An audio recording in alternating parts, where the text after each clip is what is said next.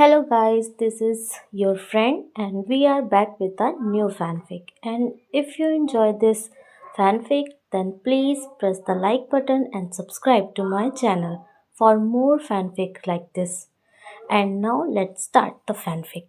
It was a cloudless night in Konoha, the village hidden between the leaves. Everywhere you looked, you could see destruction.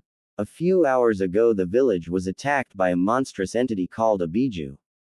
This Biju happened to be the strongest one, and went by the title Kyuubi no Yoko, nine-tailed fox. The stench of death rested heavily in the air around the ninja village and its inhabitants who were busy counting the dead. The beast was defeated by the one ninja the village called Yondaime Hokage, fourth fire shadow, Minato Namikaze, by sealing it inside a blonde newborn baby. The preliminary death count had just came and delivered to the council presided by the Sandaime Hokage, Sarutobi Hiruzen, third fire shadow. The council was assembled to determine the newborn's fate. Burn him. Burn the demon. He injured my husband and killed so many others, screamed one white-haired but young woman. Counselor Haruno, for the 15th and final time, we are not gathered here to decide if to execute the boy, but to find a good solution about his placement. If you can't get this through your thick head, then stay silent, leave or be executed. This is your last warning. And with that, the aged Hokage released a lot of killer intent, almost making the woman faint. But she wanted to protest until two Anbu, one with a Ryu dragon shaped and one Inu dog shaped masks, appeared from the background shadows and moved their blades near the neck a hair's width from the skin. As you can see, my word will be respected in these proceedings.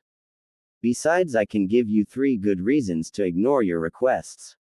One is that Minato desired for this child to be seen as a hero and jailer of the Kyuubi and not as the demon incarnate. You disrespect his sacrifice to this village and to you indirectly by trying to have this boy killed. 2 would be the fact that the civilian council has no power over military matters such as execution. And his words were interrupted when an aged but not too old man with white long hair, red paint marks on his face and a huge scroll on his back split the doors open and stomped inside. Jiraiya, what is the meaning of this? Asked Hiruzen. I came to give you an even better reason, number 3. He then turned to the council. Because if anything happens to this boy, consider me and my spy network an enemy of the leaf. He proclaimed. The room was in an uproar. Why would one of the Sannin declare war on the village if something should happen to some random brat? Jiraiya-sama, why would you go so far to protect this boy from harm? He is nothing but a monster. A random civilian council member protested until he was silenced by a 2 kunai grazing each side of his head and a third near his jewels. I will not let you accuse this boy unjustly like that, growled Jiraiya, unless you say that you are a seal master greater than Minato or myself. I examined the seal and it is flawless, unless you decide to insult my students, your Yondaime Hokage, and the world's greatest Fuin expert's memory and the Shinigami, a freaking god. You will all shut up and be quiet unless you have a good idea about this child's care or are spoken to, yelled Jiraiya with loads of killer intent, knocking out 2 civilian members. The Sandaime coughed to clear his throat. Now that discussion is over, let us get back to the matter at hand. This boy needs a family to care for him. Will anyone here take the boy to be raised?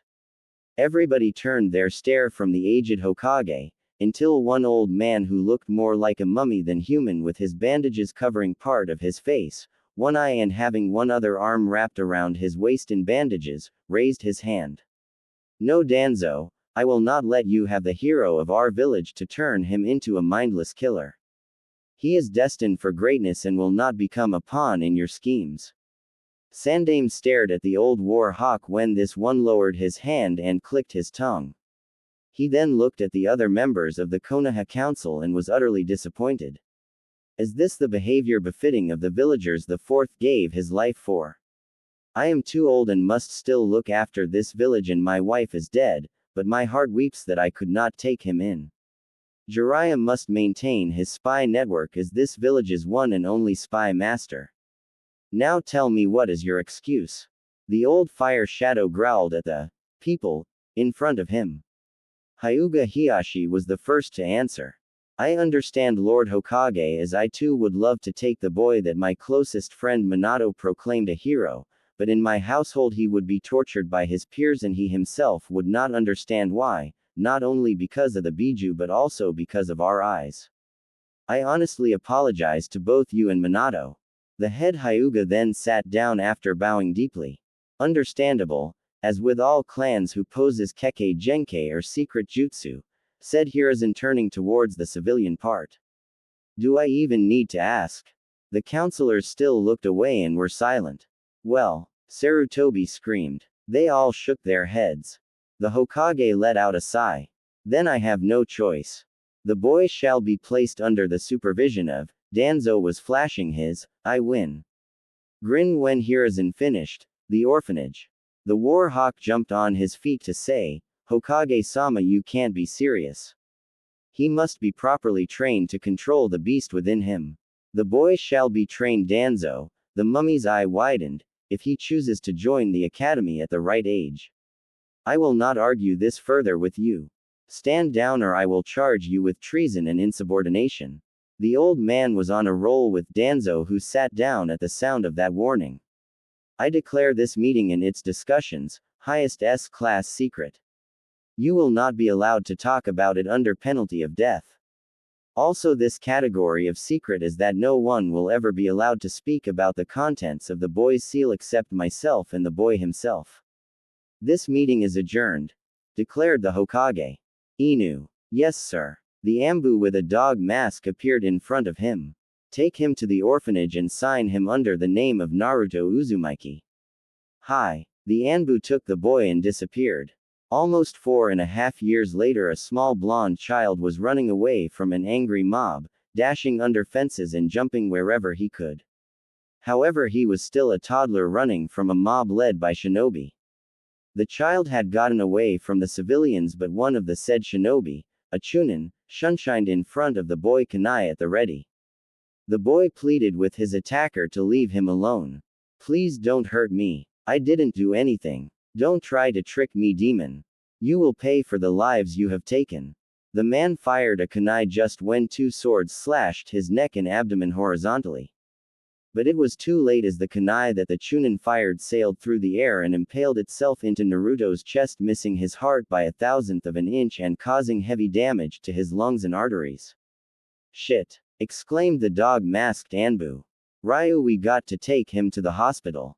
These wounds are bad, he ordered. Hi. The dragon accepted it and they both vanished, taking to the roof. On his way there, Naruto drifted to his subconscious. He woke up in a sewer completely healed and wondering where he was. He then heard a low growl coming from a corridor he was in.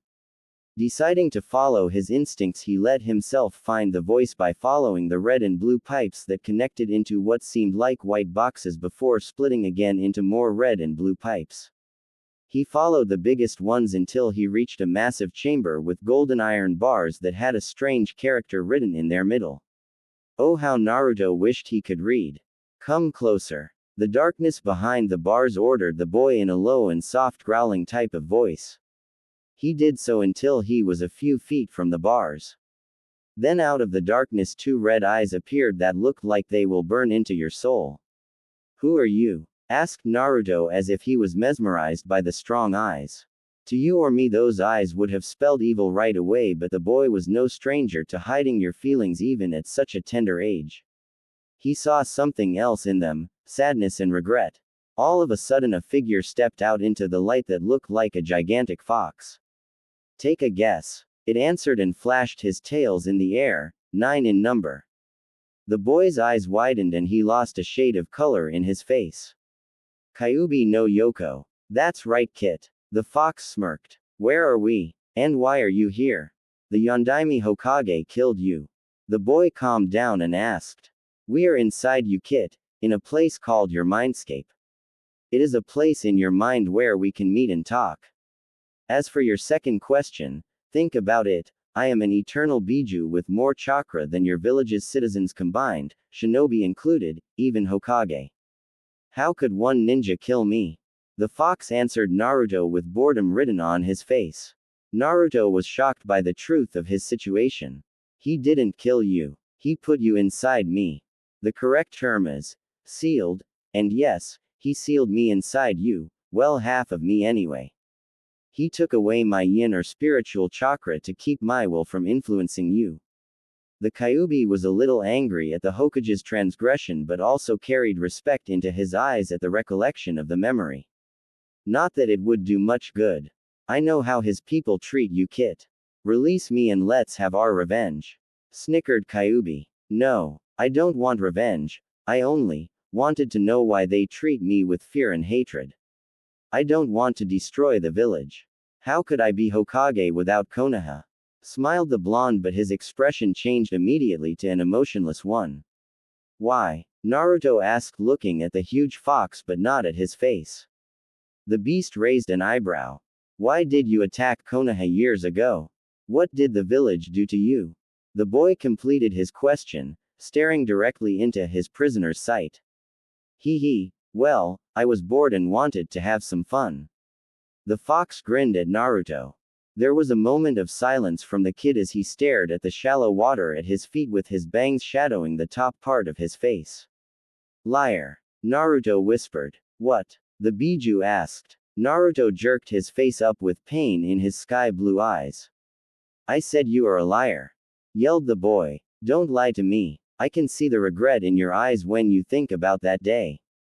And I saw the pain when you lied. The blonde started sobbing with half-closed eyes, and I can also see that you are not evil at all, just. The fox dropped his smile and launched a claw at the child through the bars that stopped near his face. Why did you stop your claw? You had enough space, and if I die in here you will have my body and be free. Naruto stopped sobbing and was looking with compassion at the Kyuubi.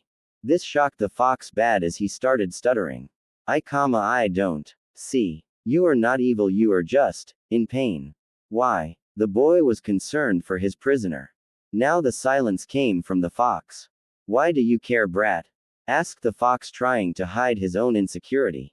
Because I know how bad it hurts when nobody cares if you are hurting. Nobody deserves that kind of treatment, Biju or human, nobody does. Naruto answered sincerely. The Biju was thinking something deep as the top part of his face was shadowed and his eyes were closed. You remind me of somebody I knew a long time ago, Kit. He was also a kind busybody who could read the pain in one's soul. If you don't mind me asking, who? The kid tilted his head slightly with a cute and curious look. The original shinobi, and my father. The sage of six paths. The Biju answered as a tear fell down his cheeks.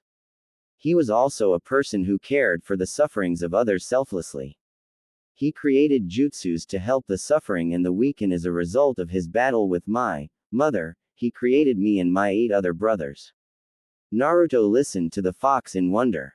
My mother was a titanic demon called the Kyuubi, 10 tails. It rampaged across the countryside, leaving destruction in its wake and causing pain and suffering to all that it came across. The old man could not stand this and battled the monster until it appeared as if it was winning. With a flash of genius, the man created a seal and became the first Jinchuriki, human sacrifice, or a human with a Biju sealed inside of him, but it was powerful, and so near his death he used an incredible technique and split its chakra into 9 others, one of which created me. The blonde was sitting lotus style on the wet floor of the sewer prison and was absorbing the knowledge of this story. Before he passed on, he told us that we were born out of the Kyuubi's soul, but we could follow the right path. Kyuubi felt sorrow drown him. I'm sorry, old man. I let you down. He cried, looking to the ceiling. No, you did not, yelled Naruto. Wake up. WHO told you that. WHO made you think like that. Naruto screamed as loud as his lungs could let him. People have used us as tools of war for a long time, Kit. You weren't my first host. I just let their anger and greed leach into me and lost my way into darkness. I failed. The fox was looking depressed. So, when you hit the bottom, there is nothing to do but climb up. Snap out of it, damn it. The past is history. You have a whole future to make amends and change. If you admit defeat so easily, I will personally kick your back onto the right path. You have my word. And I never go back on my word, for that is my ninja way. The boy yelled at the fox with diamond hard resolve. Kyuubi looked at him in wonder and shock. Flashback. An elderly man stood in front of a young Kyuubi and his other tailed brothers. He was the sage of 6 paths, founder of the ninja world. The kind man was giving them his final words, and between them was the line. And unlike when you were within me, you will be led down the right path. Flashback end. Kurama. He whispered. What? The blonde asked. My name is Kurama. And with that he gently stretched a claw through the bars. Hee hee. It's nice to meet you, Kurama ni-san. I am Naruto Uzumaki, the future greatest Hokage. The kid grinned and touched the claw. Both he and Kurama smiled. Naruto woke up in the hospital ward with his chest bandaged and a little painful, but not too bad. He remembered his talk with Kurama ni and how he told him that he will protect him the best he could, and if he ever wanted help, he would gladly give it. He also showed Naruto how to access his chakra. That's when they both got a surprise. Flashback. Okay kid, close your eyes and look deep inside of you. You should feel it as pure power coursing through you. Found it, answered the blonde. Grab it and don't let it slip. Pull it up as you return from inside your mind. Alright, here I go. And after 2 seconds Naruto opened his eyes and found himself swirling with bluish chakra. Great job kid. Wah. The fox was surprised when the child's blue chakra started shining white as all the squares on the walls of the mindscape started glowing in the same way. What's going on? Naruto got a little nervous at his ni-san's reaction. Well, I'll be. Looks like you got Ranpu, light chakra capabilities kid. Congrats. I haven't seen that in nearly 400 years. Strange though, it usually appears in people exposed to poisons or diseases as it has strong purification abilities, but my chakra should have kept you safe from th. Of course, my chakra. Kurama was acting strange while explaining the strange light to Naruto. What's wrong? Is it bad? The kid was getting worried. No kid. It's just that the Ranpu chakra in your body manifested as a result of this seal leaking my chakra into your system. If taken without my approval, it is highly corrosive and dangerous for any human, but because it was a small amount over time, your body adapted to turning your yin chakra into Ranpu element as a safeguard against my yang chakra that got transferred to you without my help. Cool. So what can it do? The child was getting excited.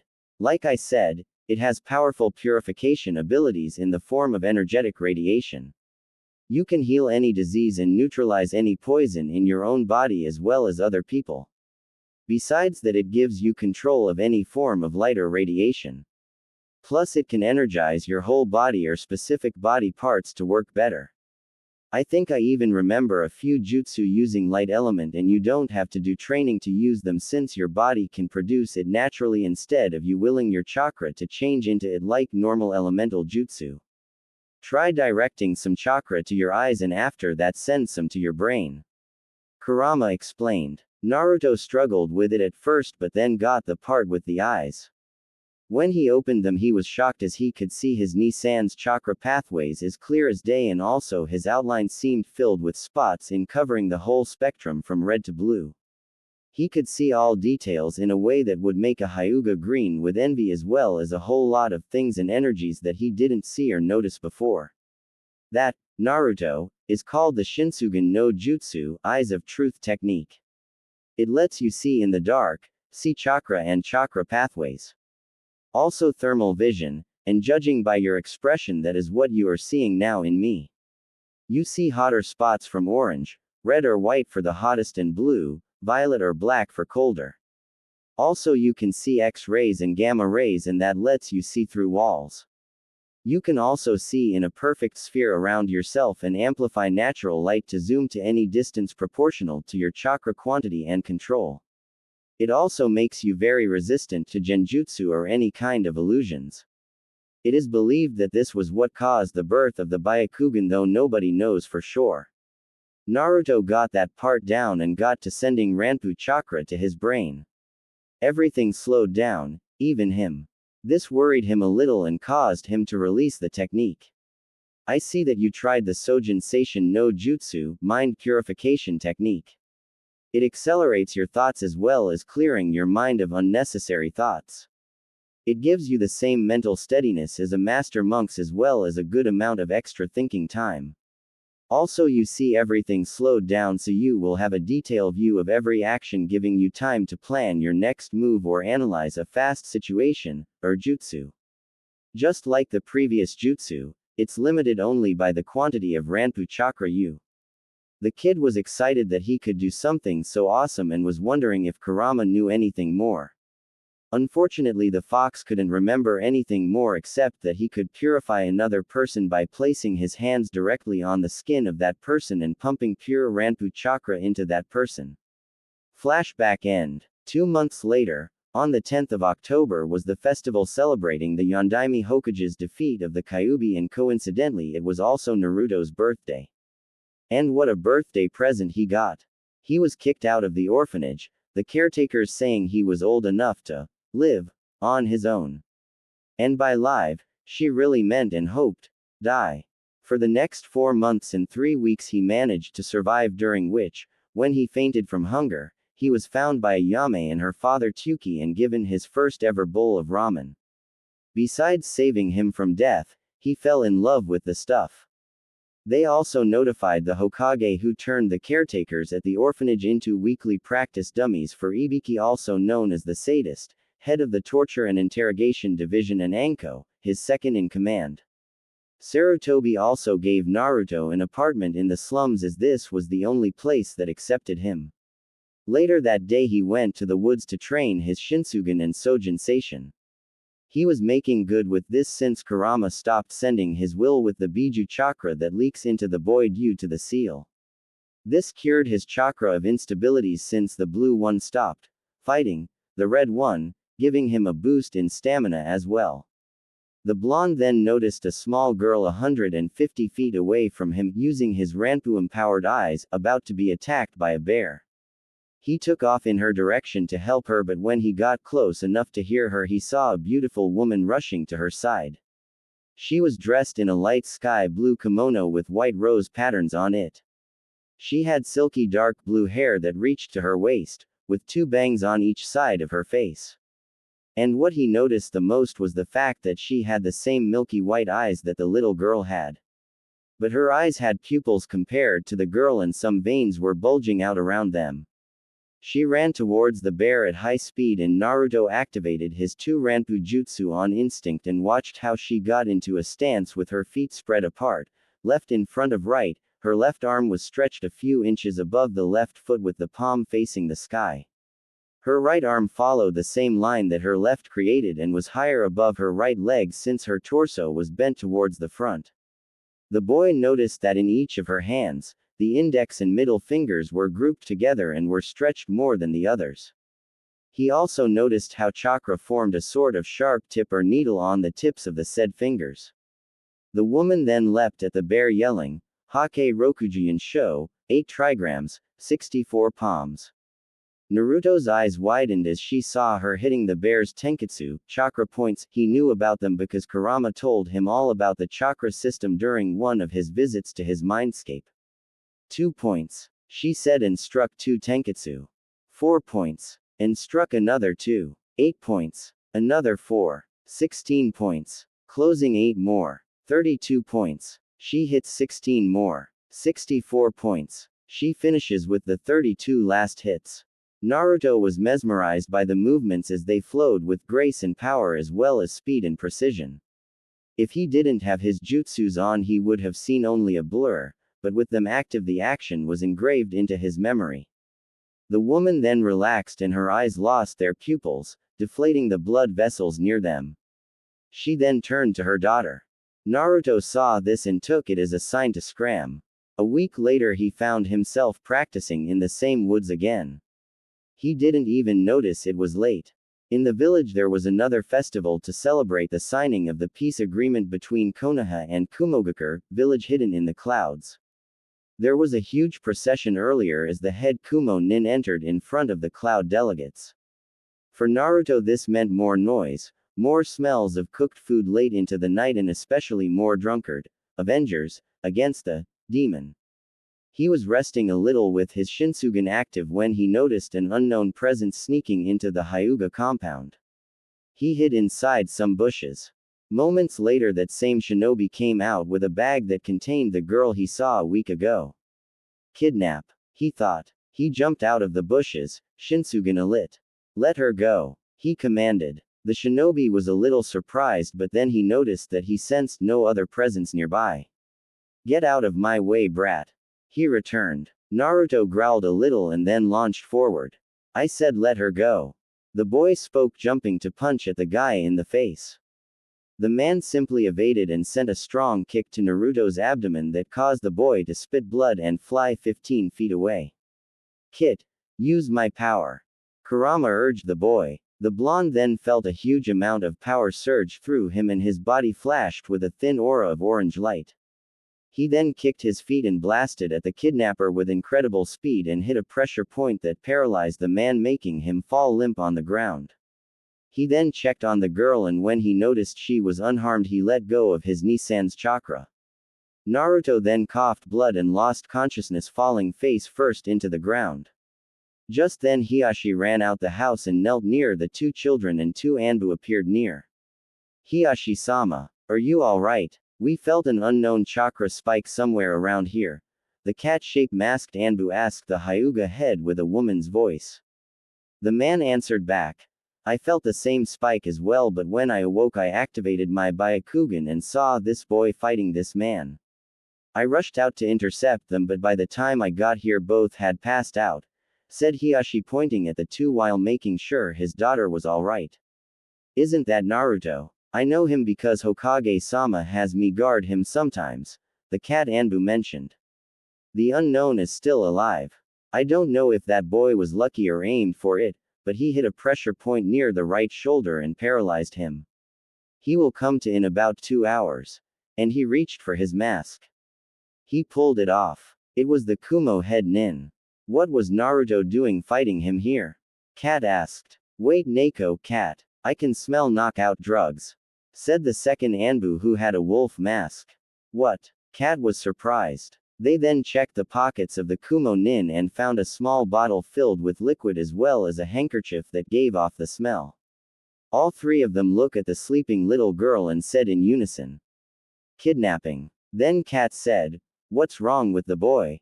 Hiyashi activated his Byakugan and looked at the kid and then answered.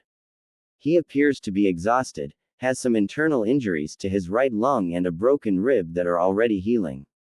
It doesn't seem serious. I will bring this boy inside my compound to be looked after until he heals.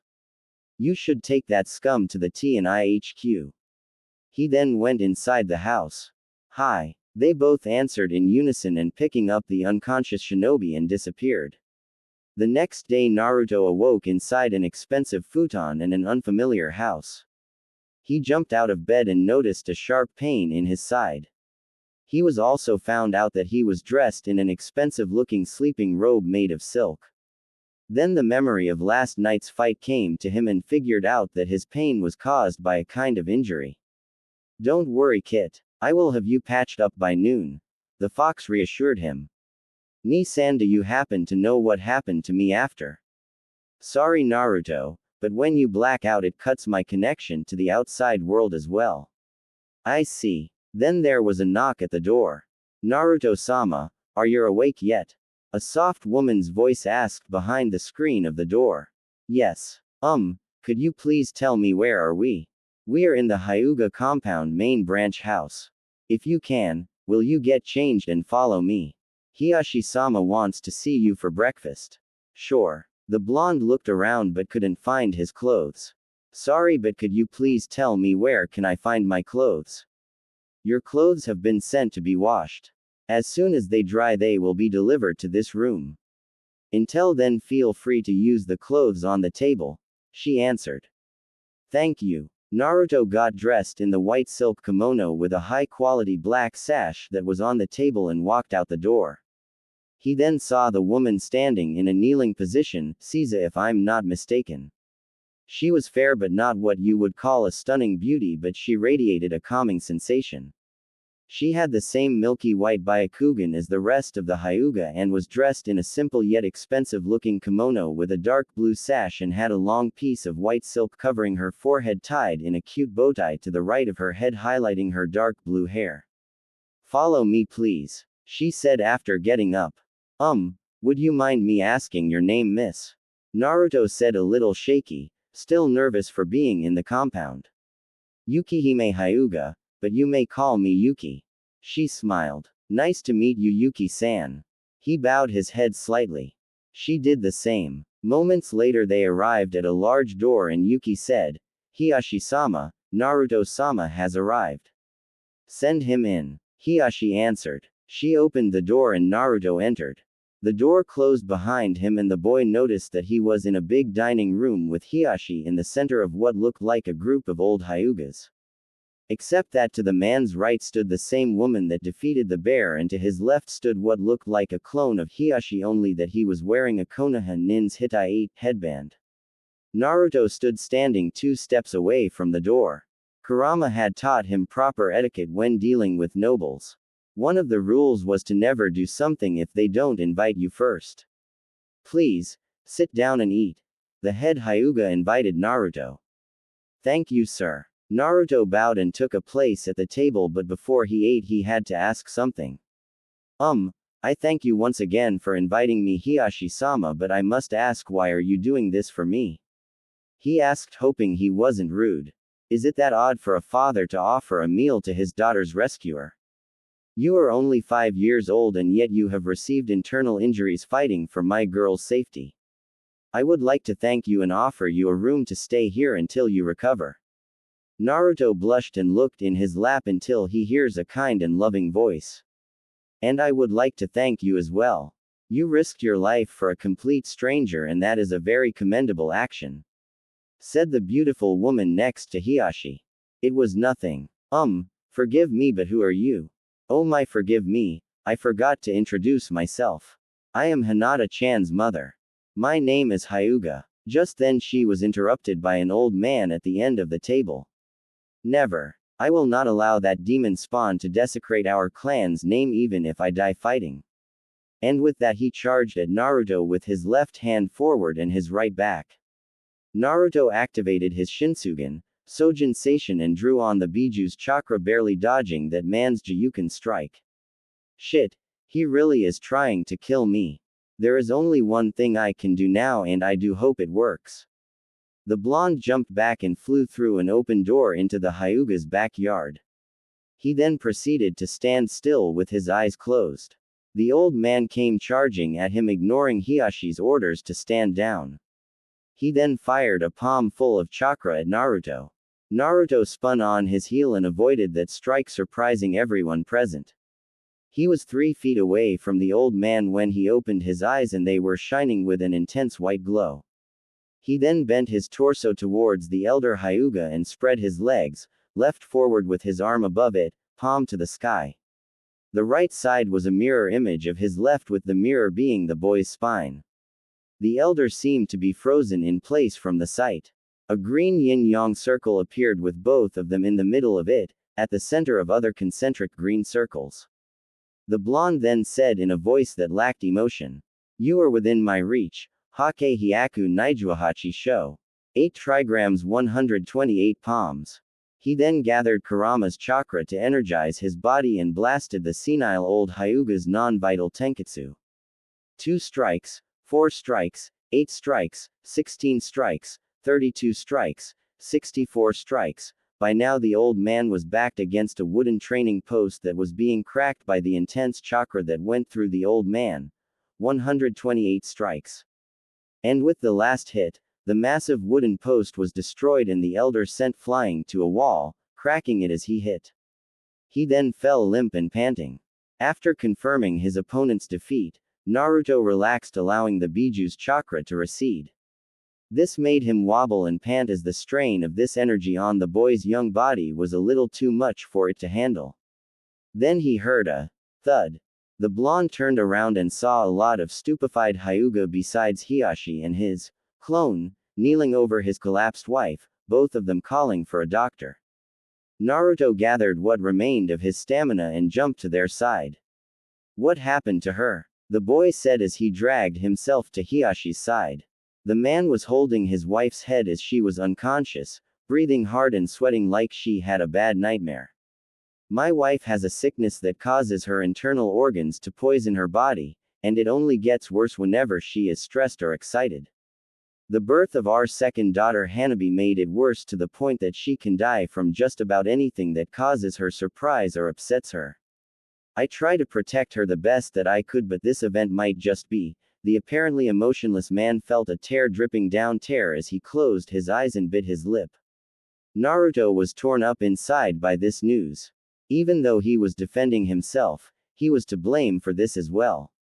And she was one of the few people that looked at him kindly and even appreciated him, and she was now dying, slowly poisoned by her body.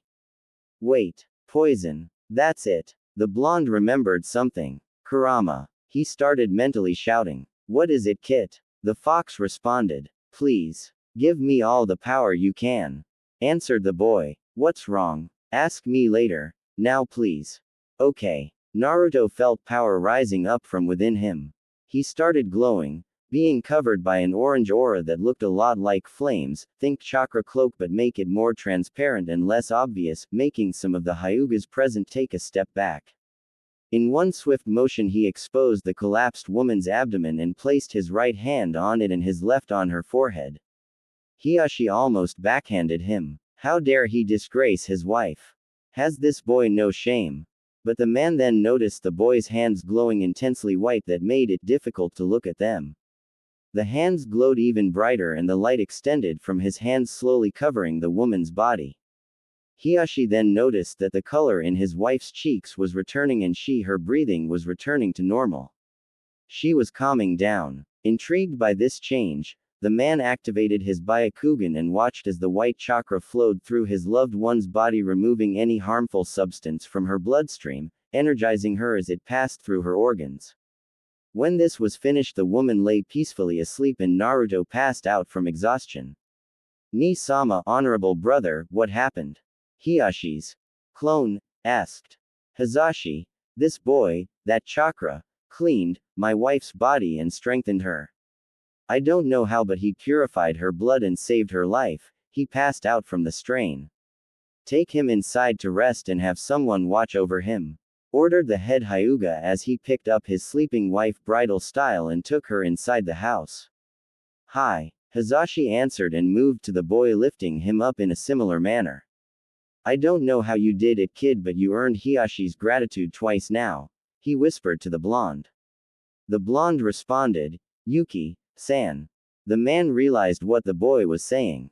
Send for Yukihime and have her watch over this boy, Hazashi ordered, and the present Hyuga complied. 2 days later, Naruto was sleeping when he felt something cold and wet moving across his face. He opened his eyes and saw Yuki knelt down next to his head, wiping his forehead. Hello, Yuki-san. What time is it? He asked wearily. Good morning, Naruto-sama. It is 9 o'clock in the morning. You slept the whole day after you saved Hiyashi-sama's wife and the day after. I watched over you this whole time, she said with a smile. Thank you, and I'm sorry for being a bother, said a slightly embarrassed Naruto. It was no trouble, Naruto-sama, she answered to the boy, but her eyes clearly showed pain. Liar. Your eyes are like mine, they show pain. Why? The boy was concerned and saddened. The woman bit her lip and lashed her head at the boy. Why do you care? Nobody does, she answered. The boy stood silent. What do you know about pain? You are a child that does nothing but dream, play, and then head home where your parents feed you and read you a bedtime story. I'll tell you, you know nothing of true pain. The boy just bit his lip and closed his eyes, turning his face away. I am a branch family member. We are servants to the main house. She then undid the silk cloth on her head and revealed a mark that looked like a swastika with hooks at the end and 2 horizontal lines on each side that had hooks on the ends facing the main part. This is a seal that the main house members put on the branch families when we are young to keep our eyes from being used by non-clan members. It destroys our Byakugan when we die. But it is also used by the main branch when we get out of line. When they use this, it fries our minds with pain. Naruto looked at her with surprise and sadness. You just saved my cousin's wife, thank you. She was always kind to us, but don't expect me to thank you for making the main house happy. She snapped. A short pause later. For all I care about that, you can go to hell. Yuki Haim. A man's shout came from behind them. It was a very angry Hiashi Hyuga with his Byakugan activated. I came here hearing shouts from this room and find you insulting my daughters and my wife's savior. I think you forgot your place. He growled at her. She cowered away from him looking terrified. Please forgive me, Hiashi-sama. I didn't. Before she could finish, the man raised a half seal and she fell to pieces in pain, screaming like she was on fire. Stoop! Yelled Naruto as he tackled Hiashi to the ground, causing him to release his jutsu. Yukihime fell on her hands and knees panting. Yuki-san. The boy ran to her and grabbed her shoulders. He then placed a hand on her forehead and it started glowing white. Yukihime felt the lingering pain disappear from her head and then looked at Naruto. Why? After the horrible things I told you, why are you helping me? Ji-san says that you don't need a reason to help somebody in pain, and I agree. He said with a smile. Besides, I think I came to see you like Ine-san, though I'm not sure. I never had a family or even a home.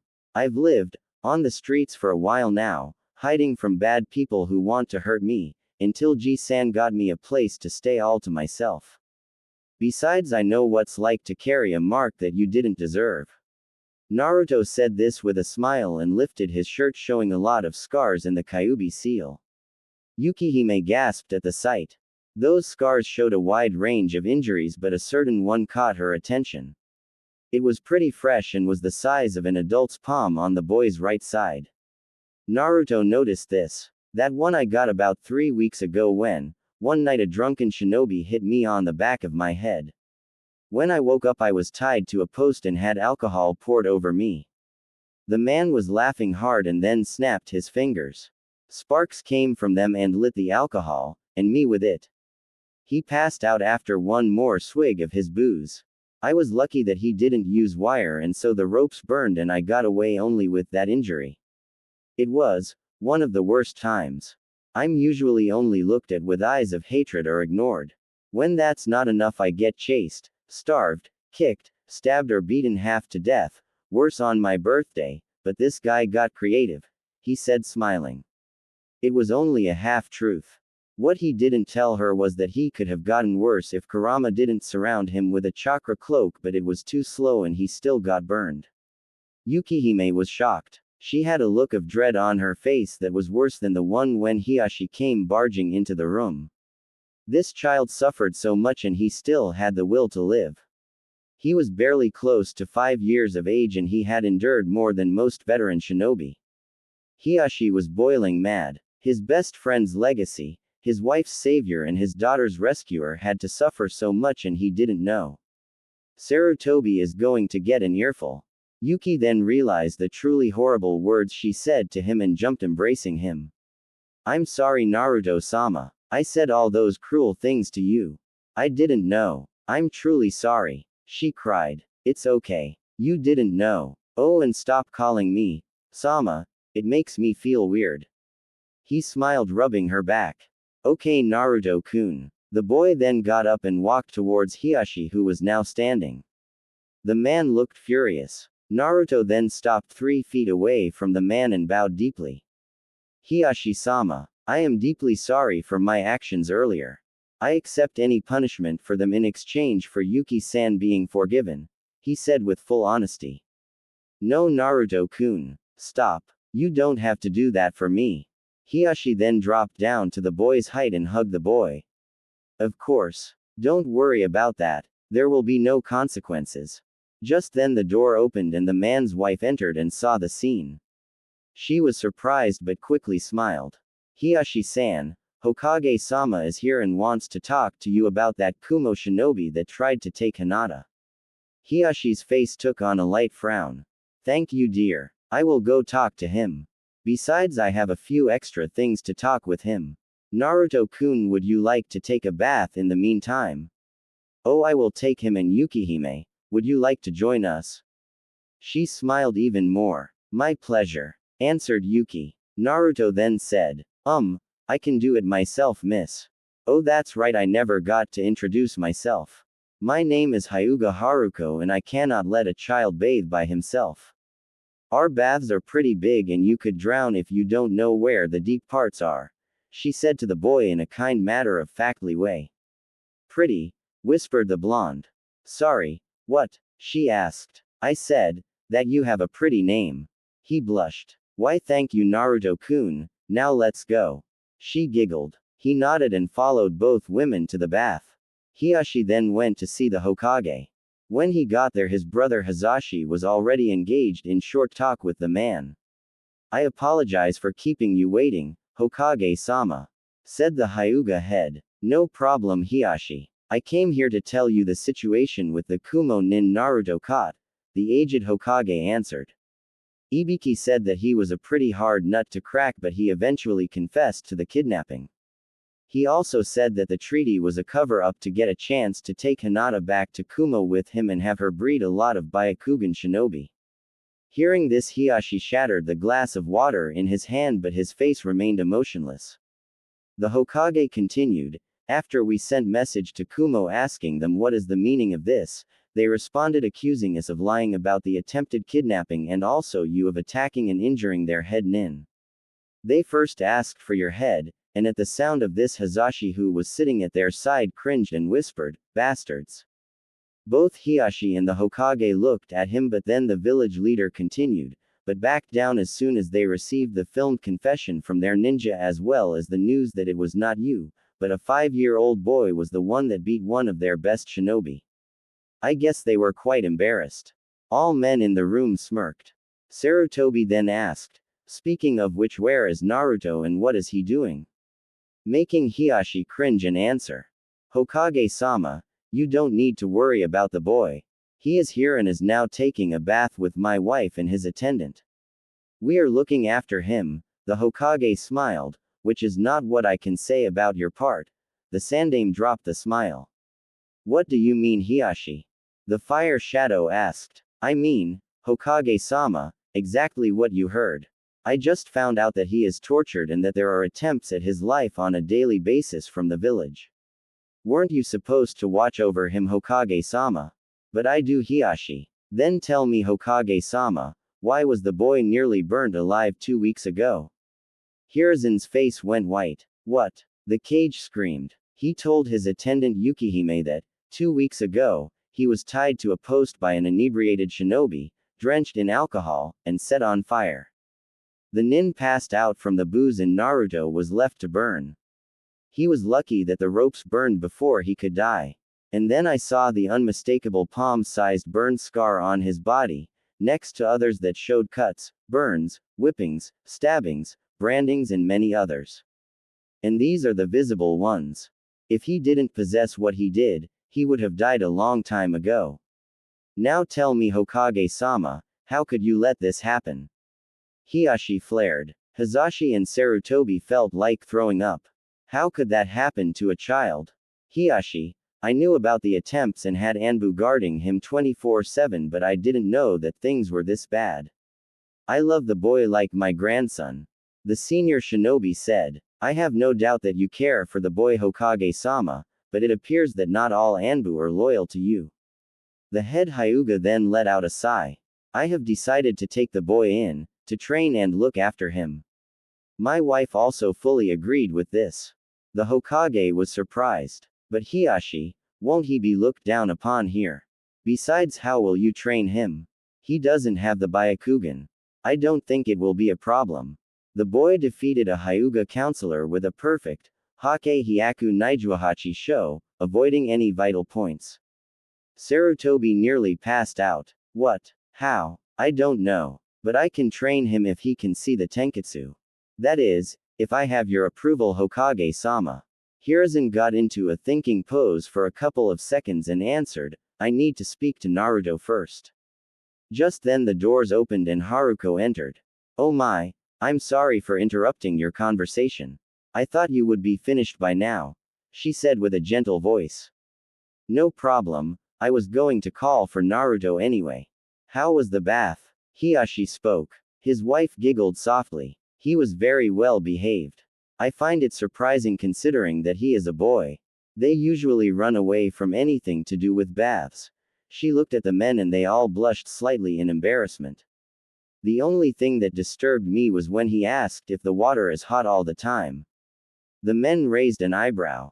I asked him about the source of his question and he told me that at his apartment, the only time he gets hot water was between 6 o'clock and 6:05 a.m., and that he was always chased away from the onsen public baths. Sarutobi's face lost a lot of wrinkles frowning. But that wasn't the true shocker. I almost fainted when I saw his body, she said looking to the floor. His whole skin was a canvas painted with scars. I then activated my Byakugan and noticed that all his organs had signs of past trauma and nearly every bone was broken and healed multiple times. He is also slightly malnourished as a quarter of his ribs are visible through the skin. At his age they should not be like that, but he has absolutely no baby fat. I asked him if he was eating well and he told me that most of the time he eats only ramen since most stores chase him away or they overcharge him for expired food. The Hokage was now clenching his fists so hard that his fingernails drew blood. Ibiki will be busy for a while. That shocked me and so my illness began to accentuate while holding him in the water, with his back facing her. I nearly passed out but he noticed this and used his power to help me. He started panting a little and then his stomach growled. I remembered that he had not eaten in 2 days, but he was still doing his best to help me even though he barely had enough energy to walk. I sent Yuki to bring him something to eat. When she came back with some sandwiches he refused to eat until I would eat as well, saying that, and I quote, sick people should eat to get better. Oh Kami, how can this boy be so kind after all that has happened to him? I was curious and asked him and he told me that he has 4 people he cares most about and he keeps going for them. I asked him who and he told me that they were me, Yuki, his, Gigi, grandfather, old man. She glanced at the Hokage who blushed and smiled, and another person who was a secret. He also told me that it was that person who taught him about manners, chakra and chakra system. It was also that person who always helped him and taught him the true meaning of being Hokage. He told me it is his dream to be, and I quote, the Hokage greater than all others before him, even, Gigi, and Yondaime. After we finished bathing I told Yuki to prepare Naruto-kun a proper meal. Everybody in the room smiled and nodded, with Sarutobi once again blushing. Oh dear, I'm sorry for rambling on like this but I thought that you should know this. I will take my leave now. She bowed. Wait Haruko. I want to see Naruto when he has finished his meal and I want you to be here if you think you are able to stay, asked Hiyashi. Of course. Naruto-kun's power gave me a lot of energy. She giggled. Just then there was a knock on the door. Haruko-sama, come in Yuki. The woman answered. Yuki came in and bowed. I have come to tell you that Naruto-kun finished his meal per your instruction. Oh dear, that was quick. Did those sandwiches spoil his appetite? Haruko was concerned. No, that was not the case. He finished everything on the table with seconds. Yuki and Haruko sweat dropped anime style. But there was enough food on the table for 7 people. He asked for seconds and finished them in 10 minutes. And now the men's sweat dropped. Hi, I guess the speed was in subconscious fear that the food will be taken from him. As for the quantity, I looked at him with my Byakugan and saw that it was absorbed by his system at an astonishing rate, slowing down as he finished the meal. What I can tell from this is that he has a variable metabolism that he can control subconsciously, but it doesn't surprise me anymore. Both women giggled and the men nodded and smiled. Yuki, my husband and Hokage-sama wish to speak to him. Haruko told the woman. Hi, and she left. 2 minutes later she returned with Naruto who was dressed in a white kimono with black pants. He looked in the room and saw the Hokage. He got excited and ran towards the man. GG. Hey there Naruto. The old Kage embraced the boy he saw as a grandson. Hiyashi then coughed and said, Naruto-kun, there is something important I wish to ask you, but first would you tell Hokage-sama and me what you told Haruko and Yuki before and in the bath, with details. The boy nodded and started telling the whole story with even more details whilst staying in Haruko's lap with their hands touching, occasionally flaring his Ranpu chakra to keep her healthy. And that was a good idea because the story was much more gruesome than they originally thought. Naruto told them that ever since he could remember he was looked at with eyes that saw him as something less than human, that the first memory he had was a punch from his orphanage caretaker, that every 2 or less weeks he is chased and half the times he gets away. But when he gets caught he is starved, humiliated, robbed, punched, kicked, mugged, slashed, stabbed, burnt, crushed, used as target practice for jutsu, though rare since it alerts shinobi of chakra usage, and many other horrible actions that are too painful to remember, until the Anbu come, but sometimes or later they never appear. The women were tearing up and embracing him tight. The men were boiling with killer intent. Oh, Ibiki will be busy indeed. Naruto, why didn't you tell me about any of this? The old man was furious. I didn't think it was a big deal, said the boy, a little frightened by his Gigi's reaction. It was a big deal, Naruto. You could have been killed each time, yelled Sarutobi, making the boy shiver and back up into Haruko, who noticed this. Hokage-sama, please calm down. You are scaring the poor boy, she said with motherly love, tightening her hands around the blonde, reassuring him that he was safe. The old man then looked at Naruto, who was still shivering a little bit. I'm sorry, Naruto. It's just that I care for you and I don't want you to suffer like that, and neither did the Yondaime Hokage. The man said, rubbing his forehead. It's okay, I know. I just thought that I did something to make them mad at me and didn't want to upset you too, said the boy. Sarutobi felt his heart split in two. From now on, don't keep things from me like that, okay? He said, smiling at Naruto. Yup. The blonde showed his foxy grin. Other than that, what can you tell me about these abilities of yours, like what they do, and who taught you how to manipulate chakra? The man gently smiled at the boy. Kurama ni-san did. Oops. He said, looking away. What's the matter, Naruto? Who is Kurama? The man nervously asked. I'm not supposed to tell anybody. The kid fidgeted.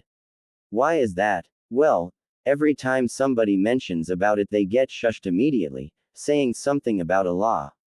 Naruto said matter-of-factly. The temperature in the room dropped a few degrees and all the people in the room began looking like ghosts. Naruto, the Hokage, broke the silence. Is Kurama, the Kyuubi no Yoko? The Hokage wearily asked. I told you I'm not supposed to talk about it. I don't want to break the law, the boy said, lowering his chin into his chest but keeping his eyes on the old man. The old man's sweat dropped. I know about the law, Naruto, and you and I and anybody else who you tell are allowed, so come on, is it the Kyuubi? The old man hoped not, but Naruto nodded, much to his displeasure. Naruto, that demon is evil and dangerous. You should know better than to talk with it. He could, Hiruzen shouted, but was interrupted by the blonde. Stop it. Don't be mean to Kurama ni-san. He is not bad. He helps me all the time while you don't even know about me being beaten. You don't know anything about him. Naruto snapped at the man, making him jump in surprise and a little shame that the boy was right about him not knowing about torture. But Naruto, if he isn't evil, why did he attack the village last time? The Hokage asked, more rhetorically than curious. About that he said he was really sorry because he couldn't stop himself. He said he was under a jutsu, or something like that. Genjutsu, corrected Haruko. Yes, genjutsu. He was under a genjutsu, and when he woke up he was already being sealed. All he remembered was a creep in a mask with an eye that was red with a strange pattern. He called it eternal Manjingu, or Mangekyu, Sharingan, Sharingan dear. Haruko corrected again with a little amusement at the mistake, but she was still a little unnerved by the boy's words. Yes, Sharingan. Eternal Mangekyu Sharingan, and after that he blacked out. He told me he was sealed in somebody else before but couldn't remember who. Anyway, he was still sealed inside that person when the creep with the mask appeared before him, and then poof, he was inside me. Naruto, answered the man. Sarutobi Hiruzen felt like he lost a couple of his few remaining years. If this was true, it meant that not only an Uchiha would be responsible for the destruction from 5 years ago, but also that the fox was genuinely helping Naruto. Naruto, are you sure that he is not lying to you? The Hokage said in a softer tone. The boy nodded violently. He is not lying. I know how eyes of a person that lies look like. Excuse my rudeness, but I can vouch for that. He also saw through my lies. Yuki spoke, a little embarrassed. How can you tell, kid? Hazashi Aked. Well, Mr. Hazashi Hyuga, the blonde was interrupted. Well, Hazashi-san, I always notice how most people look at me with anger, and I try to stay away from them so they won't beat me. I guess I just got used to looking at everybody's eyes and try to figure out how they see me. From there I must have figured out how to tell lies. I can also see the pain when people are hurting, the blonde answered. How so? The man asked. Well, they look like mine. This made everybody flinch. So don't be mean to Ni-san. He's a good guy. It's just that he's lonely and misunderstood. And Naruto proceeded to tell them the story about the birth of the Biju and the Sage of Six Path, about how greed and ambitions changed the beasts for the worse and how Kurama fell into despair and succumbed to anger. The people in the room were deep in thought. The story seemed plausible. That would mean that the Sage of Six Paths was real and that the beasts were his legacy. Naruto then froze in place with his eyes closed, making Haruko worry as nobody else noticed this. After a while the boy opened his eyes. GG, Kurama Ni-san says if you take my hand and meditate then you can meet him yourself. Oh, and he told me that don't worry about the danger, you will only be a mental protection, or something, projection. Haruko was giggling that she was on a roll. Naruto continued, and that he is behind the seal. The blonde reassured the man. Hiruzen hesitated a little bit but then grabbed the boy's hand. He then closed his eyes and then started relaxing. He felt drawn into the boy and then found himself in a place that was slightly damp and dark. I looked like a small corridor with the floor wet by an inch of water and had pipes of red and blue that were connected by white cubes. He then heard Naruto calling for him. GG, over here. The voice came from one of the ends of the corridor that was illuminated and showed the boy's figure in shadowy outline. The man walked in that direction until he clearly saw a smiling Naruto. The aged man relaxed a bit. Nice place you got here, Naruto, he said with a bit of sarcasm and sadness. You should have seen it a month ago. It was a sewer. The boy responded. He then grabbed the cage's hand and told him to follow. They walked towards the light and then entered a large illuminated room that had the same wet floor, but you could not see the ends of it except for two large golden barred doors with that had a paper with the kanji for seal in the middle where the lock was. You could not see initially inside because of the shadows, but as you got close you could have sworn that on the other side was another dimension, as it had a grassy ground instead of the water that the blonde and the Hokage were walking on. Ni-san, we're here, said a happy Naruto. I see you brought guests, Kit. Two of them. The Biju smiled. Naruto and Hiruzen looked back and saw Haruko standing there looking confused. Oh my, why am I here? She asked, looking around a little dazed. Haruko, did you by any chance closed your eyes and relaxed when I was with Naruto in here? Asked Sarutobi, raising an eyebrow. I guess I did. I can't help that Naruto-kun's power is so relaxing, and when you touched his hand he channeled even more, she said, smiling and looking a little red in embarrassment. It matters not. If you are willing to chat I will allow you to stay. From what I understood from the kid you are a good person, one of his favorites, said Kurama with a smile, causing Naruto to blush and Haruko to smile even wider. He is a very good and kind boy. She pulled the blonde closer. Ahem. The Hokage fake coughed. Excuse my rudeness, but I believe that we have more important matters to discuss.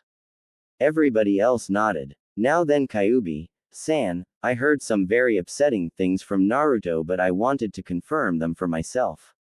If you don't mind, would you tell me what you told the boy, the short version, about the Sage of Six Paths and the night you escaped, he said with a serious face.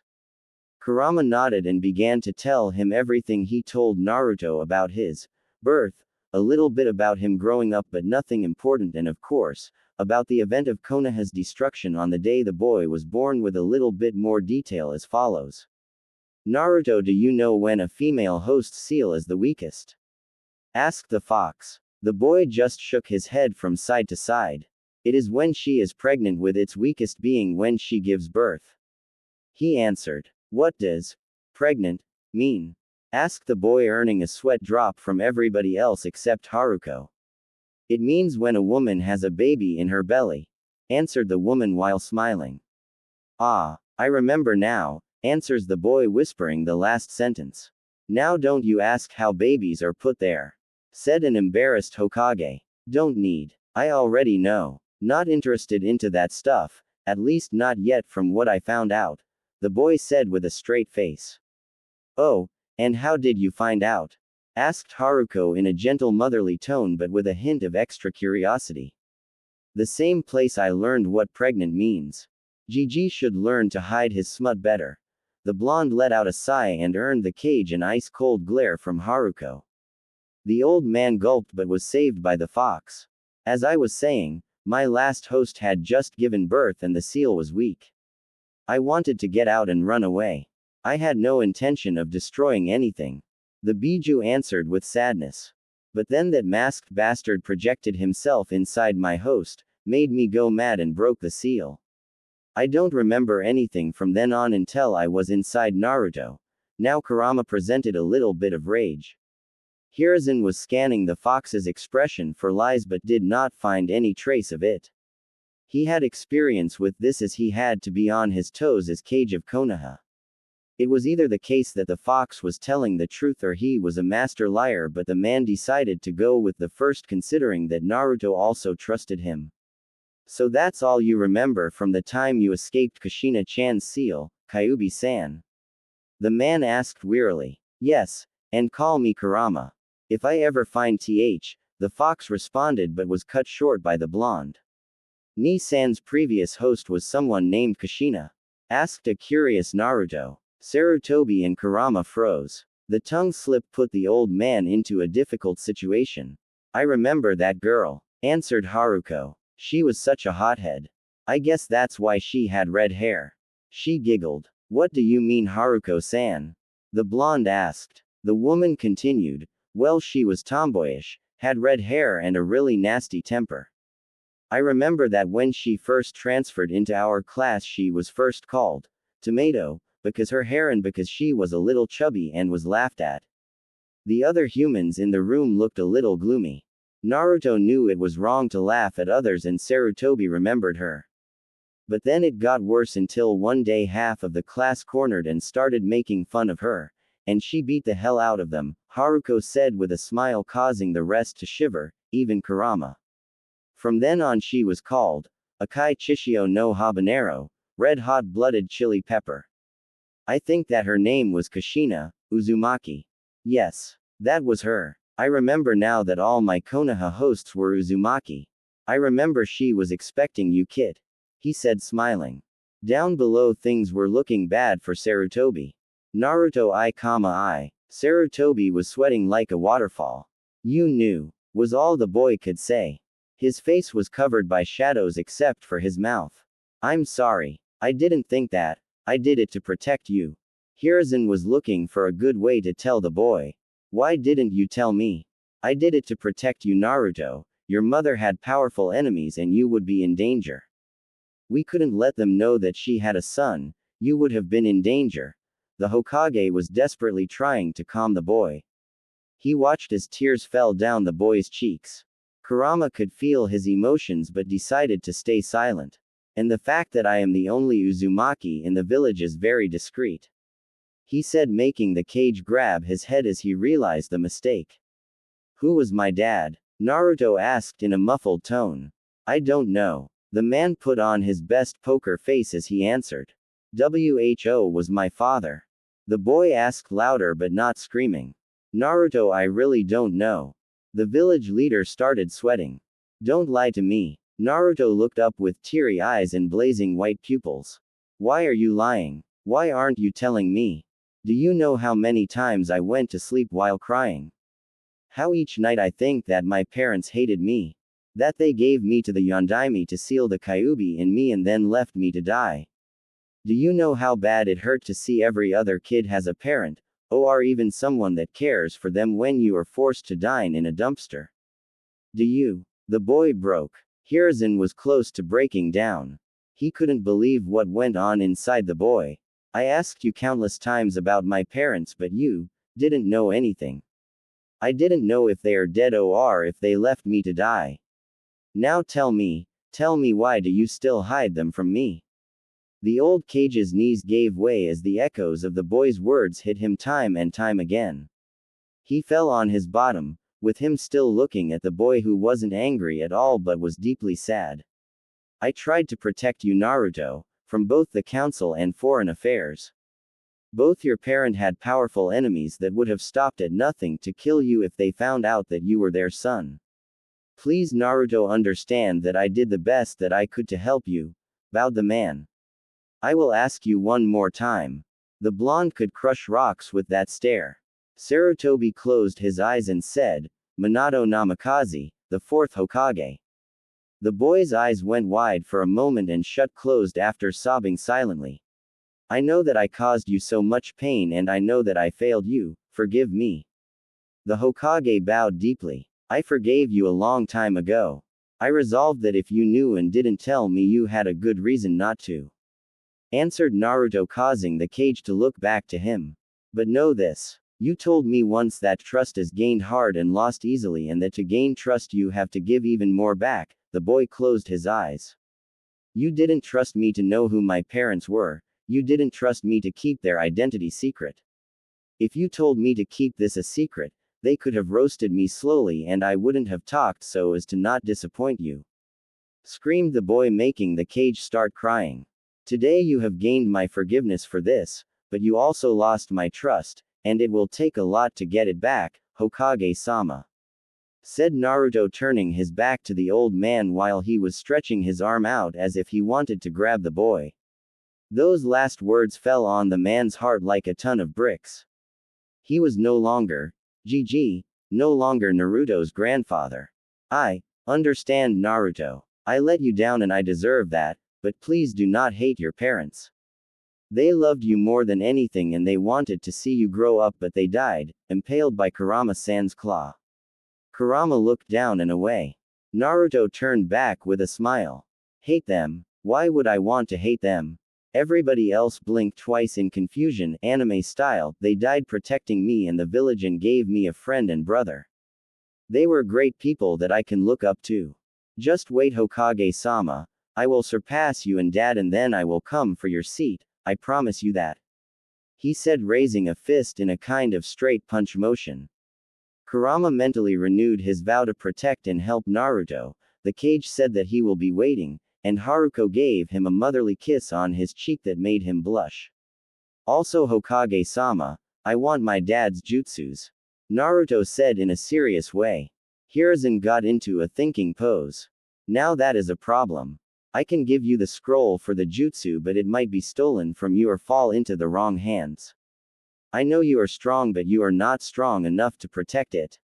Said the man, with Naruto first pouting a little but agreed to the man's logic. The boy heard stories about how powerful the Hiraishin and Rasengan were and knew most people would die to get them. It didn't help that he was the demon brat, and that was a world of trouble alone. But I'll do better. I will have my guards teach you the Hiraishin and some other exercises secretly. They were your father's guards and they know it, but you will have to adapt it to yourself. Also, you are not allowed to use it until you are genin. Promise me that, said Sarutobi, and the boy promised. As for the Rasengan, I don't know anybody who can do except Jiraiya, your father's sensei, and he is out of the country for the next 5 years. I will see if he wants to teach you when he gets back. Deal. The boy said. You should get back. An hour has passed already and the people outside might get worried. Be careful, youngster. You lost the kid's trust. See that you do not lose his faith into you and Konoha. said Kurama, and the cage nodded with full resolve. Everybody, before we leave, I must tell you that what we talked about tonight about the Uchiha and Naruto's parents is a highest S-class secret. Naruto, you are allowed to tell anyone you like about your parents, but please try to keep it secret from all but your most trusted people, or you will be in danger. I know it is tempting, especially when you are teased by others, but think of this as shinobi training. Shinobi are entrusted with secret information all the time and must not reveal it except to certain individuals. Also, Haruko, you may reveal what happened here to Hiyashi, but do so in a secure zone and tell him that revealing this is penalized by death, understood? Both Naruto and Haruko nodded and then turned to Kurama to say goodbye. Also, Ni-san, why do you call Hokage-sama, youngster? He questioned, and both Hiruzen and Haruko looked at the fox. Kit, he may be old by your standard, but I have lived for centuries. To me he is little more than a toddler. Sarutobi's sweat dropped and smiled, and Haruko giggled. Then I guess I should call you Kurama Jii-san, hee. Smirked Naruto. Why, you little, newborn baby? Kurama answered, smiling. Very original. Everybody else thought, sweat dropping. By Ni-chan. Smiled Naruto. Hokage-sama, please snap out of it. Yelled an ox-masked Anbu. The old man returned from Naruto's mindscape looking a little worse for wear, but recovered fast enough to answer to the call. What is it, Ox? Asked the cage as if he'd just woken up from a nightmare. Thank Kami, you are all right, sir. I came to inform you that the council has called for a meeting to discuss the Kumo situation. It has already started, said the Anbu, kneeling on one foot and with a fist touching the ground. Naruto was just coming to and was listening to the conversation with interest, forgetting to shut down the chakra to his eyes. I see. I must get to them immediately, but I also have something critical to discuss here. What to do? I know, said Hiruzen, smiling in surprise of his idea. The aged cage got up and put his index and middle fingers from both hands in a cross shape and yelled, Kage Bunshin no Jutsu, Shadow Clone Technique. Instantly another Hiruzen appeared near him. Hiyashi, I am sorry to leave on such short notice. I gave Haruko permission to give you all the information that I have acquired here, but note that it is an S-class secret punishable by death. I will leave my clone here to talk to instruct Naruto on some small things like Kage Bunshin no Jutsu, and various. Sarutobi stopped his matter-of-factly style speech and froze in place, looking at Hiyashi, who had his eyes as wide as a saucer's and was sweating lightly. Hiyashi, please tell me it is not like what I think is. Begged the frozen cage on a stick. I'm afraid I cannot lie, Hokage-sama, said the man, dropping his head and closing his eyes. Hiruzen let out a sigh and turned around to see 10 identical Narutos smiling at him. Hey Hokage-sama, this is so cool. All boys said at once. Hiyashi noticed the change in the way the boy addressed the man, and, while he was happy that the blonde was giving the proper respect to the village leader, he couldn't help think something was wrong but kept his curiosity to himself. Naruto, how did you? The cage was stopped by the Anbu. Hokage-sama, the meeting, we must go now, said Ox, who was just as curious but kept his cool. The Hokage let out another sigh and left with the agent after saying goodbye but leaving his own clone behind. Naruto, when and how did you learn that jutsu? The clone cage asked. Just now, and since I forgot my Shinsugen no Jutsu active and saw you do it. Normally I would have to practice to get this right, like with the 8 trigrams 64 palms and 8 trigrams 128 palms, but this jutsu was pretty easy. And remember that in the original Naruto learned this jutsu from a scroll with nobody to show him how, tired after running from shinobi and in a couple of hours, and now he saw how chakra moved, he has a little better control and saw an example in front of him. Naruto, are you alright? Asked the worried old man. Sure. Why wouldn't I be? The boy his head to the side in a cute manner. Because this jutsu is a B-class kinjutsu that can kill you if you make too many clones. Even I become tired if I make that many clones. It takes a lot of chakra out of you. The cage answered. Oh, then it's no problem. I saw with the Shinsugen that I have more chakra than most ninja with those green vests. I think that they were called Shuenin. Also Ni-chan fills my chakra when I use mine so I don't get really tired unless I use it too fast or in one go, he said with a smile. The old man lost a lot of wind sighing today. They are called Chunin, Naruto. And if that is the case I will teach you how to use the jutsu properly, but promise me don't go overboard with these techniques at least until you get your Hitai 8. The man asked Naruto, giving up trying to argue with the boy. The blonde happily nodded. I'm serious, Naruto. If you feel even slightly winded, wait for Kurama-san to fill you up again until you use it unless it's in life or death situation. Promise me, the man said, grabbing the boy's shoulders. I promise on my Nindo, he said with a very serious expression and dispelled the clones. That was as good as a lethal blood seal placed on the kid. He never went back on his word when he promised, even more so when he did it on his Nindo. Ahem, forgive my disrespect, Hokage-sama, but I wish to ask the boy how he learned my family's advanced taijutsu moves, asked Hiashi. No problem, Hiashi. I'm also curious. Then they turned to Naruto, who was still holding Haruko's hand but was now standing up as her legs fell asleep with the boy sitting in her lap, so he wanted to let her recover. Naruto told them about the event 5 months after his birthday when, while practicing Sojin Seishin and Shinsugen, he spotted Hinata about to be attacked by a bear.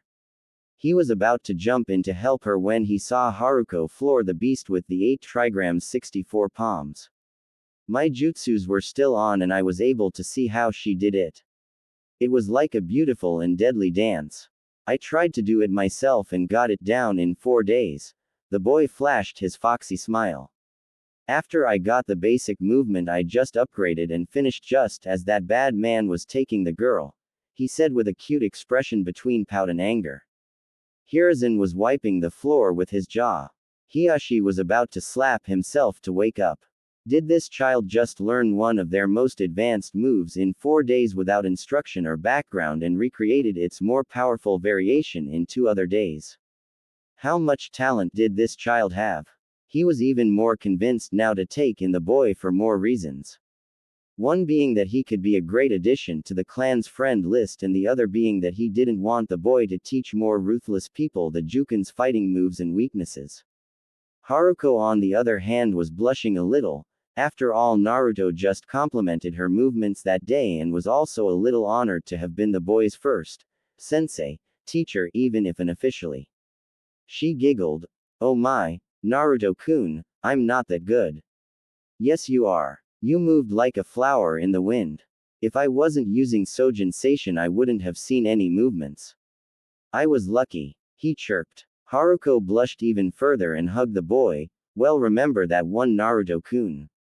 That's how mothers get when defending their babies, she said, but realized the mistake, feeling the boy's chakra getting restless through her hand. That's how I would like to be for you, she said, smiling at the boy, who instantly jumped up in surprise. What do you mean? The boy was still a little upset but was more than curious to hear her out. Well, ask Hokage-sama, after he finishes explaining the shadow clone. I'm sure Hiashi told him what I mean. She put a finger on her lips, in a I'm not telling pose, and the other hand on the blonde's cheek. Naruto turned to Hiruzen, pouting a little but with stars in his eyes. Ahem, as I was saying, Naruto. The Kage Bunshin is an advanced kinjutsu that is used mainly for espionage. The professor started his lecture, but Naruto raised his hand school style. It means spying, dear, answered a smiling Haruko, and the boy dropped his hand. The Hokage then continued, it is used for spying because it creates an identical, that means exactly like the original, clone of the user. After it is dispelled, it transfers, that means it sends the information it learns back to the user. He tried to explain it so that a child could understand, but failed. Naruto was looking like a student the night before the exam with a "the fuck is this shit" expression. The Kage rubbed his temples. Let me explain, Hokage-sama, chirped Haruko. Naruto-kun, do you know what movies are? The boy nodded. Well, Imagine that the clone makes a movie of what he goes through, and when you dispel it, that means stop using it and send it away. At that moment, it gives you the movie of what he did, or learned, back to you so you can play it in your mind. She explained in a motherly manner. Oh, so that means I get its memories when I send it away, right? The boy said with wide eyes of understanding, looking at the Hokage. The men's sweat dropped and Hiruzen asked, Haruko, how did you do it? He said, disappointed in himself that even though he was the professor, he had a very hard time getting through to the child. She giggled and answered, you forget that I have a girl the same age and a nursing baby. The old man dropped his head between his shoulders. Being the Hokage, he had left his wife to raise their kids, so he was lacking in this department, but recovered quickly and turned to Naruto. So do you understand the shadow clone now, Naruto? The boy nodded. Good. Now before we get to the main topic, I want to ask you about your abilities. He looked at the blonde with interest. Naruto told the man what Kurama told him about his Ranpu chakra and its offspring jutsu, the Shinsugan and the Sojin Seishin, as well as the chakra's restorative powers. It is a wondrous power indeed, said Hiruzen, with Hiashi and Hazashi nodding in agreement. It gives me an idea. Naruto, how would you like to learn medical jutsus? The word jutsu immediately catches the boy's interest. When you will be 7, I will have someone instruct you. The boy pouted at the fact that he had to wait, since you will be busy using the Hiraishin, as well as a surprise if you accept it.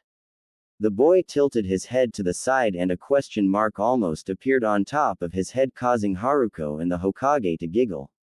Well, we came down to the main topic. Naruto, do you want to live here? Said the smiling old man with a little suspense. Naruto had a clueless expression and a crow flew in the background even though it was nighttime by now. He then looked at Haruko, who nodded, and then at Hiashi, who did the same. I know that this may seem like a dream, but Hiruzen didn't get to finish because he saw Naruto in Haruko's arms sharing a deep embrace. I'll take that as a yes, said the Hokage. All right, I will make the necessary arrangements. I wish you all a good night in Naruto, be on your best behavior. And, poofed, out of existence. Naruto got out of the embrace and walked towards Hiashi and his brother. He stopped 2 feet from their table and bowed deeply to the man. Thank you, Hiashi-sama, he said. The men smiled lightly but immediately went to their emotionless expressions. It was no problem, Naruto. I am sorry that my clan's laws and regulations forbid me from adopting you, but I can offer you a permanent guest position, but that is for the better, I think, since it will prevent some of the non-cooperative members of the clan to use the clan seal on you, said Hiashi, making his brother cringe a little bit. But please think of me as your father. I will also teach you the clan's juken techniques, he said, surprising Hazashi. But Hiashi-sama, aren't those techniques secret? Naruto asked. Well, there are some regulations concerning main family forms and branch family forms, but those do not concern you. Since the juken is only useful with the Byakugan, I guess nobody made rules concerning non-clan members, answered the man, with both Hyuga males smirking at the last part. Well, I guess you can. Hiashi was interrupted when by the door guard. Hiashi-sama, Hinata-sama wishes to enter, the guard announced. Send her in. The man responded. A little girl with dark blue short hair and the same milky white eyes as the rest of the family entered. Sama, I understood that Ka-san was here and she wanted to continue, but then saw the blonde boy with whisker marks on his face looking a little dazed at her, but soon he smiled. This caused a little blush in her as she started to fidget. Hinata is a sheltered princess and has little interaction with boys outside her family. Yes, sweetheart, her mother asked, but was clearly enjoying her daughter's response to the boy's presence. Hanabi-chan has been crying for some time now and the caretaker doesn't know what to do, she said, still looking at Naruto with the corner of her eye. Meanwhile, the boy bowed to Hiashi after he told the blonde that juken lessons start tomorrow and he will be training together with the little girl behind him. He approached her and waited for her to finish talking. Hello, I'm Naruto Uzumaki and looks like we will be training together. He said, wanting to assume his father's family name but decided it was not the time, stretching his arm out to the girl. She jumped back a little and hid behind her mother, who giggled. Hello, I'm Hi Hinata Hyuga. She stuttered, still clutching to her mother's kimono behind the woman, showing only half a face. Now Hinata-chan, those are very bad manners. Come out from there and greet the boy properly, she said in a soft, scolding tone. But Hinata tried to refuse but was forced by her mother's gentile hand and pushed towards the boy. Naruto stretched out his hand but she looked away, frightened. This made the blonde a little sad and he started to look away himself. He pulled back his hand and held it in his other hand. I see, I guess you don't want to touch me either, he said softly and with sadness in his eyes. This surprised the girl and made her feel like she did something wrong. Hinata-chan, Naruto-kun will not bite you. He is the one who got hurt saving you from the bad ninja that night. Haruko scolded, kindly and motherly, Hinata.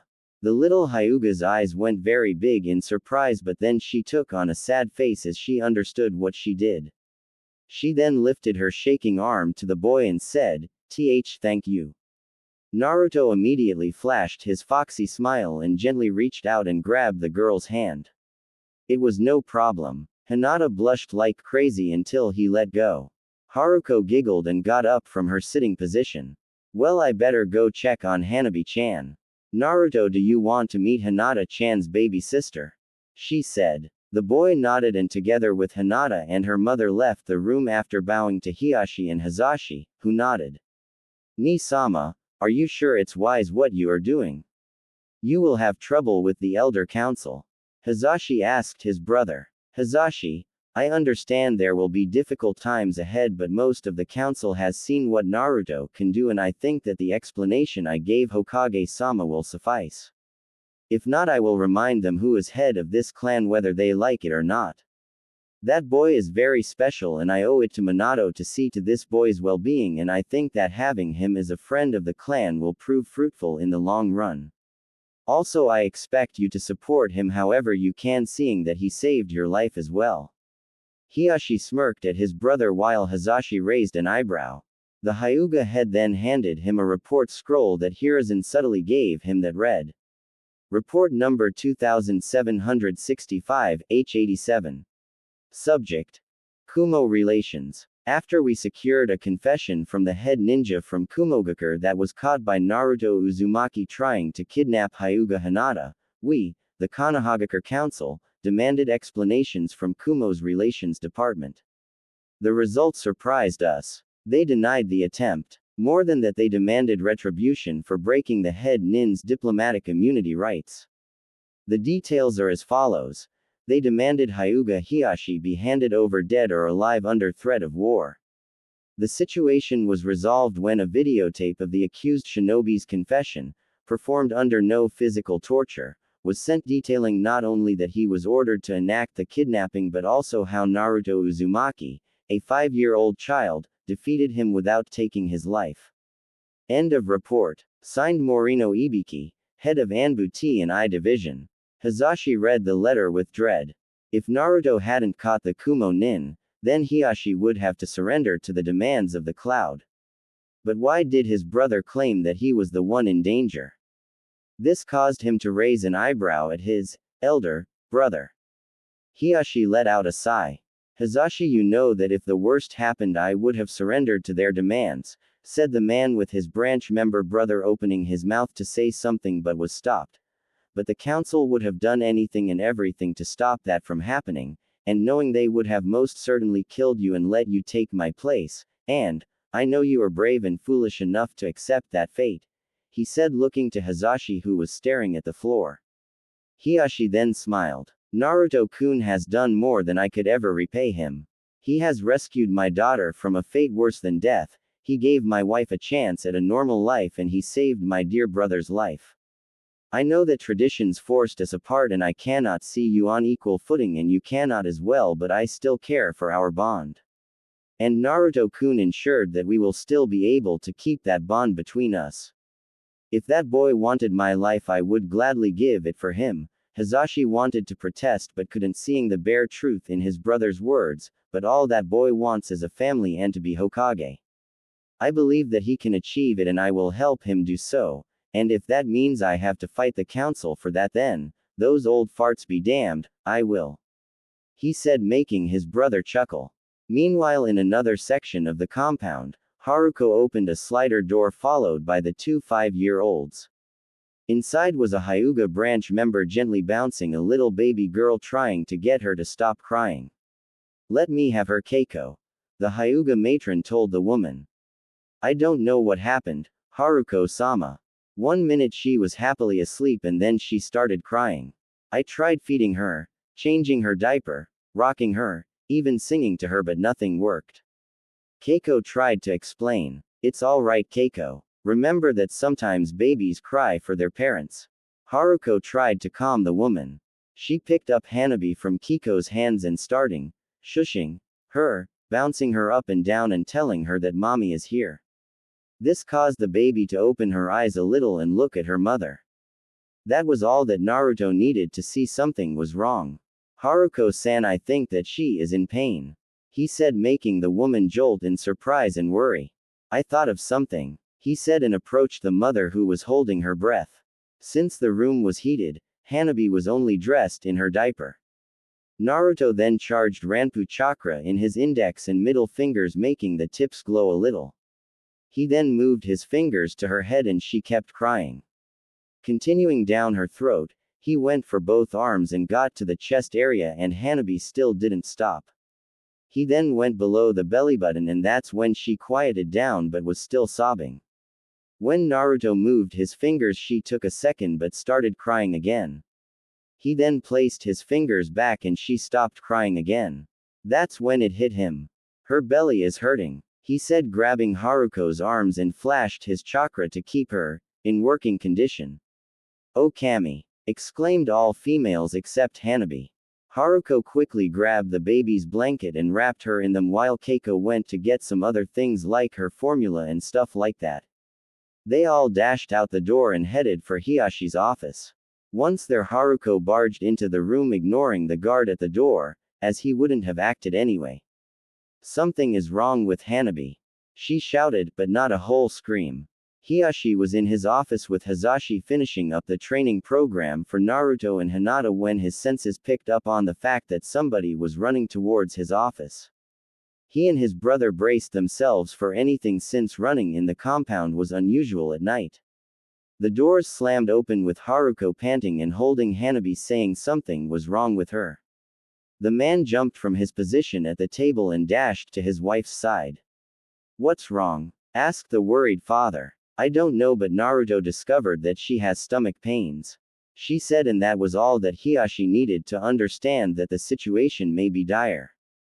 Haruko, I'll take Hanabi to the doctor, you take Naruto and come to the hospital, he said, taking the baby from the woman's arms. But she wanted to protest, but Hiyashi stopped her. Haruko, I can get there faster if I go by myself, and you know about condition. Trust me and let me take care of this, he answered. Ni-sama, I'll come with you, said Hazashi in a running pose a few feet behind his brother. Hiyashi nodded and they both disappeared, taking to the roofs. Haruko got Naruto and Hinata, since she didn't want to be left out, and exited the compound in a hurry. They got to the hospital in record time and went to the clerk.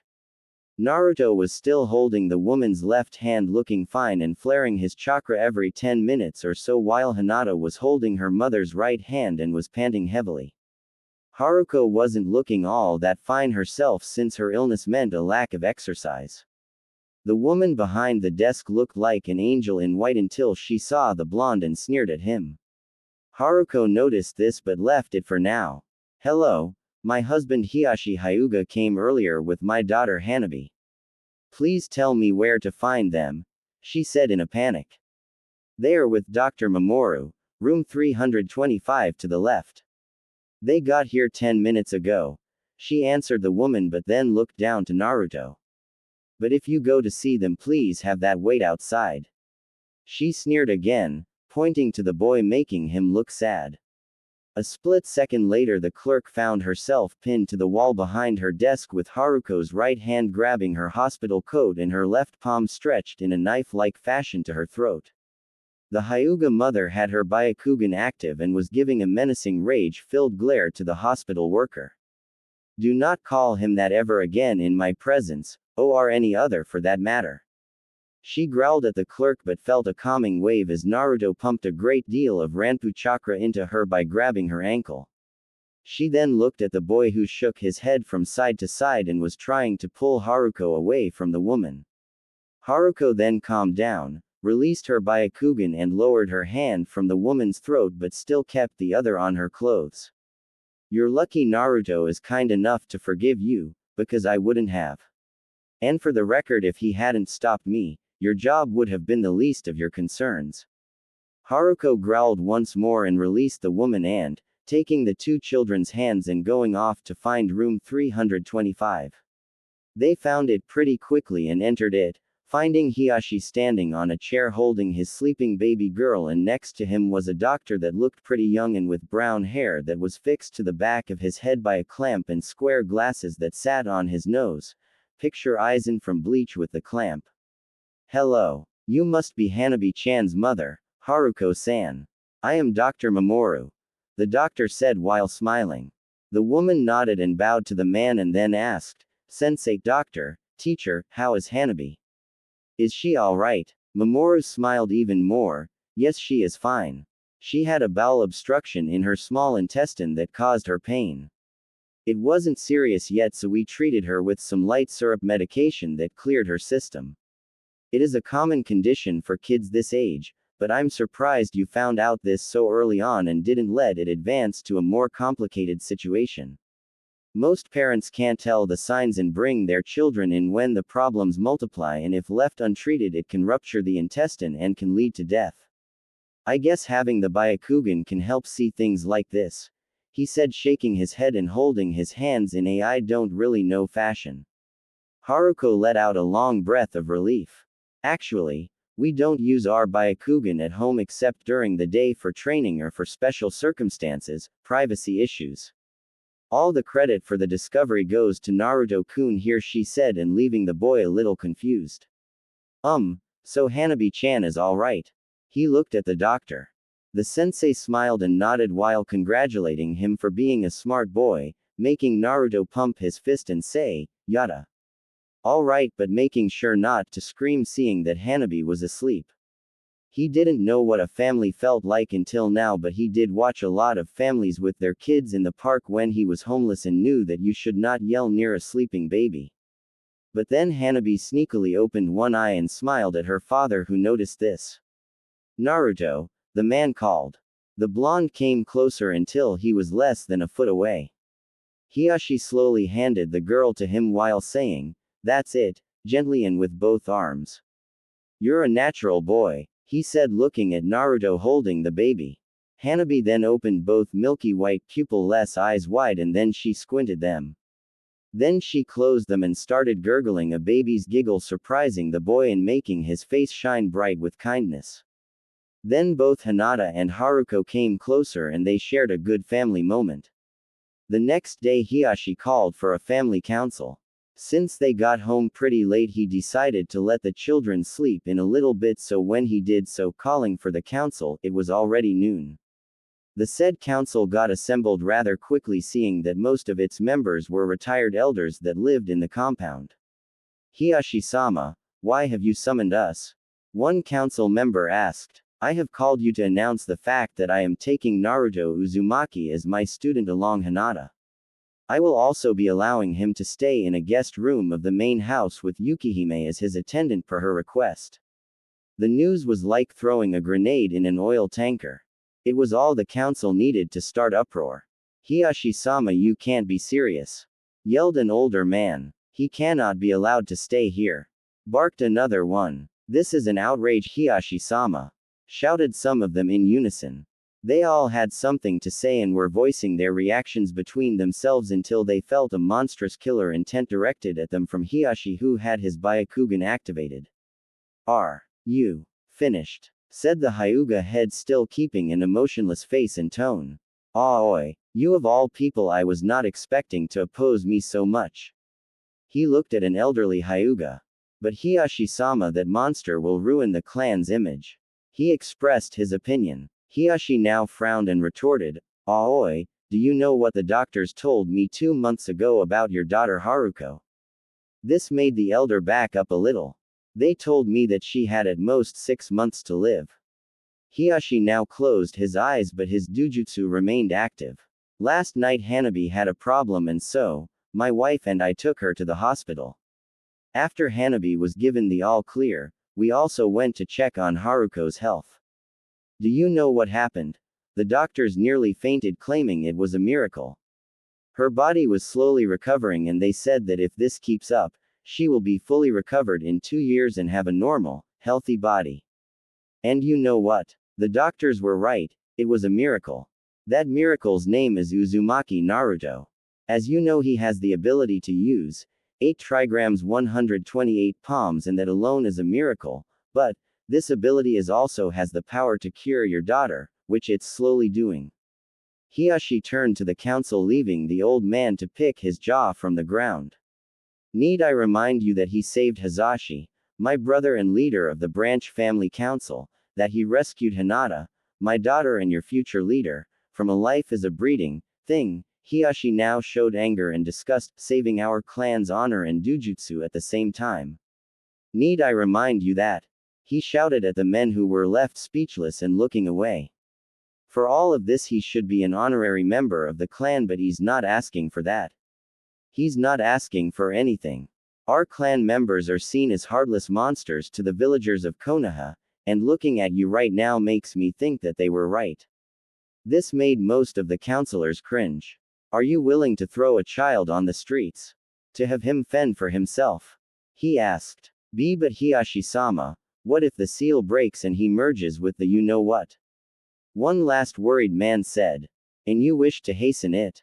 Besides, if it does, I'm sure the boy can control the beast. These words made the council raise an eyebrow at Hiyashi, and if I'm wrong, who do you think that he will come for first? If anger is what drives the beast, then, do you want to cause him more pain? The men and women of the council looked pale.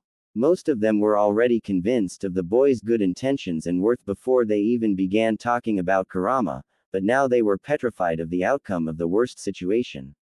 I want to give him support, to help him fight off the beast if needed. This was not even up to debate. I entertained your childish antics and came out very disgusted and disappointed. I will tell you again, Uzumaki Naruto will be my student and guest. Do you understand? And received honest nods from them.